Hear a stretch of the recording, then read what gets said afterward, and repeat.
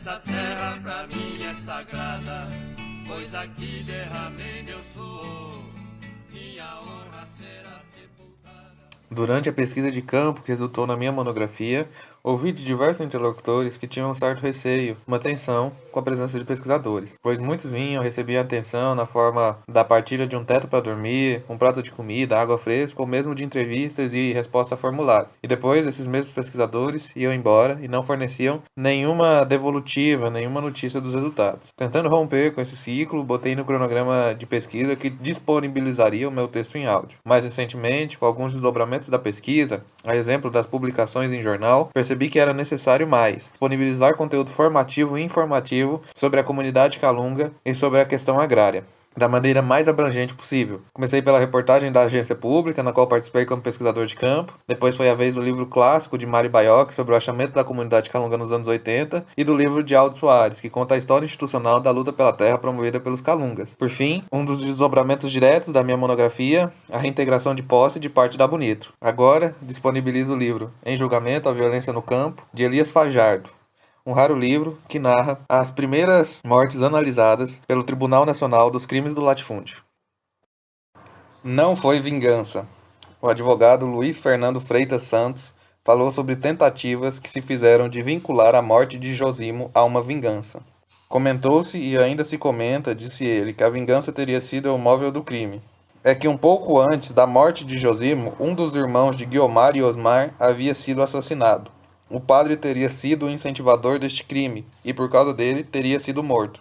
A versão foi encampada pelo superintendente da Polícia Federal, o delegado Romeu Tuma, e consta de uma reportagem da revista Isso É, citada pelo juiz ao decretar a prisão preventiva. Essa versão não convence, sobretudo porque, antes desse crime, Josimo já havia sido vítima de outro atentado, cometido pelo mesmo pistoleiro que o matou. A morte de Josimo já estava contratada. Foi apenas uma questão de tempo. A tentativa de fazer crer que o padre era homem violento também esbarra na realidade. O padre, quando foi assassinado, não portava nenhuma arma. Levava apenas sua fé e seu desejo de ver transformada a ingrata sorte de milhares de brasileiros sem terra, sem casa, sem comida. Direito à vida e à subsistência. O advogado Belisário dos Santos Júnior afirmou que o direito penal brasileiro ainda é hoje muito comprometido com a punição do sujeito, com o conceito de retribuição individual de uma pena corporal. Assim, ele se aplica apenas ao indivíduo. Este conceito de responsabilidade penal se revela muito frágil para a criminalidade moderna, para a criminalidade econômica e para o que se poderia chamar de criminalidade agrária. Como todo mundo sabe que há muitos crimes que são cometidos por interesses claros de empresas brasileiras e multinacionais, até quando nós vamos continuar punindo apenas os geraldos, os porteiros, os gerentes? Quando chegaremos ao verdadeiro culpado? Segundo Belisário, no tribunal, o governo brasileiro seria um dos réus. O governo responde também pela ausência de uma política de desarmamento das milícias particulares que existem no bico do papagaio. Os fazendeiros locais armam seus jagunços para perseguir os poceiros e o governo não se preocupa em desarmar essas milícias.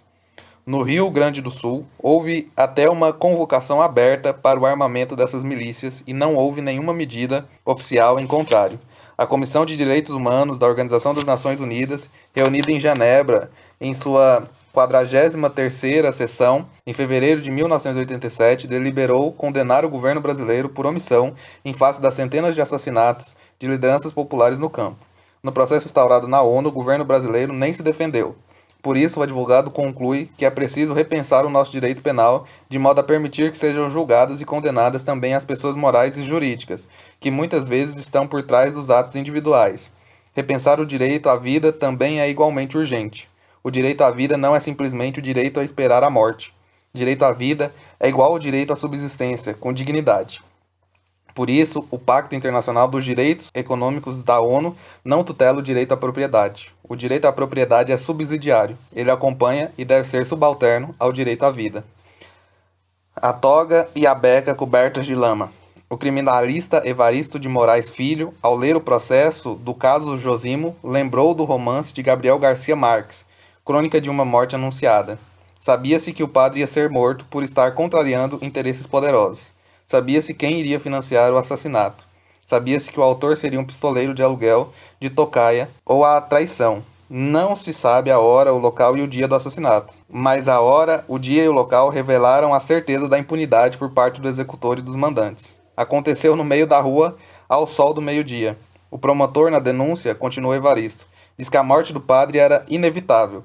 Seus dias estavam contados e contados há muito, desde que ele se lançou na defesa do sem terra, desde que resolveu dedicar sua vida à causa dos que lutam para a sobrevivência. Ele estava condenado a desistir ou morrer. Primeiro foi a tentativa de usar um instrumental do Estado para intimidá-lo. O padre foi envolvido em pelo menos 2 ações penais, uma por crime de danos e outra por uma fantasiosa autoria intelectual de um duplo homicídio. A denúncia foi feita contra Dona Lourdes e o padre é inepta, mas mesmo assim foi recebida. O juiz decretou a prisão preventiva e eles foram para a cadeia. Agora o padre morreu, o processo foi condenado às prateleiras empoeiradas.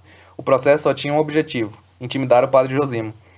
Agora não é mais preciso intimidá-lo. Não havia outro meio, a não ser a morte, para deter aquele homem. Evaristo aponta também que a perseguição ao padre era tão evidente que o pedreiro Antônio Nunes de Oliveira revelou que o pistoleiro seguia o padre quase ostensivamente, há mais de uma semana. Só a polícia não viu ou não quis ver. Constata dolorosamente o criminalista que talvez a atuação mais lamentável nesse processo tenha sido de alguns advogados. A classe de advogados é heterogênea. Não se discute o direito de os advogados defenderem os poderosos que venham a solicitar seus serviços, mas alguns advogados vão um pouco além do cumprimento do dever de defender.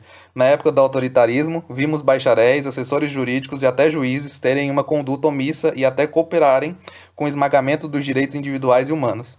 Alguns bacharéis na ditadura enlamearam a toga e a beca. Neste caso, prosseguiu, alguns advogados agiram de modo lastimável. Um advogado participou do trato feito entre o pistoleiro e o fazendeiro, para que o pistoleiro, em troca de receber proteção jurídica e dinheiro, deixasse de acusar o fazendeiro.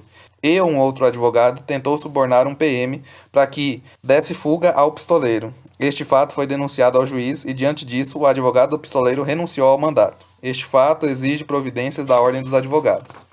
O sacrifício e o martírio deste padre não podem ter sido em vão, conclui o advogado. Este sangue tem que ser a semente de alguma coisa. Não podemos ficar nos discursos como estes que estamos fazendo aqui. Alguma providência tem que frutificar desse julgamento, sob a pena disso tudo se transformar em um mero espetáculo oratório. Advogados populares mortos. Se por um lado a intervenção de Evaristo de Moraes Filho denunciou os advogados que se aliam aos poderosos, por outro lado o advogado Arthur Lavigny mostrou que cerca de 600 advogados populares que defendiam poceiros foram mortos no Brasil até hoje. Não pretendemos nessa fala, disse ele, de modo nenhum levar aos representantes dos sindicatos e das comunidades aqui presentes tão somente a constatação daquilo que eles vivem no seu cotidiano. Nenhum advogado ou jurista poderá dizer a um líder sindical, trabalhador rural ou a um sem-terra sobre a intensidade do drama que eles próprios vivem diariamente em seu local de trabalho ou residência. Assim, essa nossa reunião só terá sentido se nos propusermos o compromisso de denunciar o rosário de mentiras e cinismos que presenciamos nos processos de Josimo, o que poderia sensibilizar o poder público verdadeiramente à opinião pública. Através de sua mobilização é que podemos tentar alguma evolução na redemocratização de nossa sociedade. Qualquer profissional de direito que tenha um mínimo de intimidade no manuseio do processo percebe, pois salta aos olhos, que estão tentando esconder a verdade e, com isso, evitar que os assassinos sejam punidos. Que eles façam isso é um lugar comum em nossa sociedade, mas que façam isso sem que a opinião pública tome conhecimento de maneira clara é demais. Finalmente, o advogado Herman Baeta informou que hoje o único homem preso pela morte do padre é o pistoleiro Geraldo da Costa. Os outros estão ou foragidos ou não foram denunciados pelo promotor de Imperatriz. No dia 20 de abril de 1988, um júri formado por 4 homens e 3 mulheres, depois de mais de 14 horas de sessão, condenou o pistoleiro Geraldo a 18 anos e 6 meses de prisão pela morte de Josimo. Os mandantes, apesar de citados nominalmente por Geraldo, não foram sequer levados a julgamento.